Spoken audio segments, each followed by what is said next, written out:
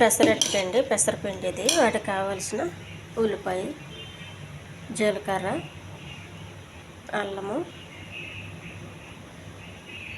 కొత్తిమీర అండి. మొత్తం బాగా కలుపుకోవాలి.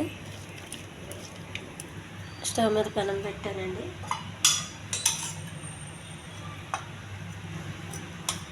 కొద్దిగా ఆయిల్ రాసుకోవాలి. ఎక్కువ రాయొద్దండి.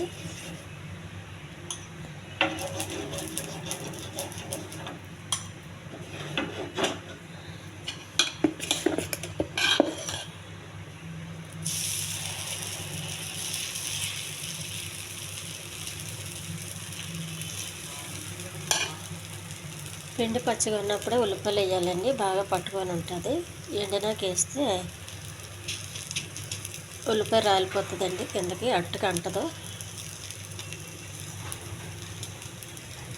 ఈ ఛానల్ నచ్చితే సబ్స్క్రైబ్ చేయండి, షేర్ చేయండి, లైక్ చేయండి. దీన్ని అల్లం చట్నీతో తింటే బాగుంటుందండి.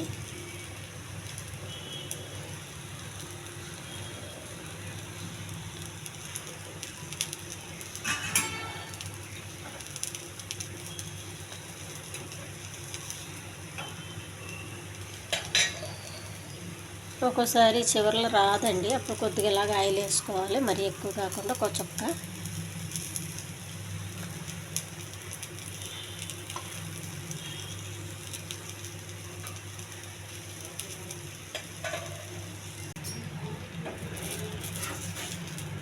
వేడి పెసరట్టు రెడీ అయిందండి.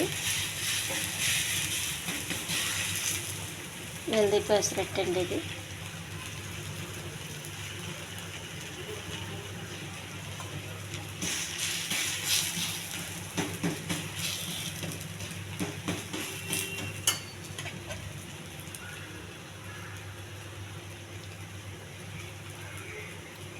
మనం ఉల్లిపాయ, అల్లము, ఇలా కరివేపాకు, కొత్తిమీర, కొంచెం జీలకర్ర వేసుకుంటే చాలా రుచి వస్తుందండి. చట్నీ లేకపోయినా కూడా తినేయచ్చు అటుది.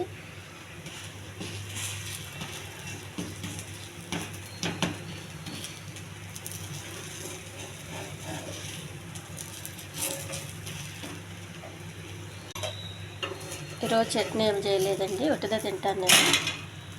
చూడండి, వేడి పెసరట్టు రెడీ అయింది.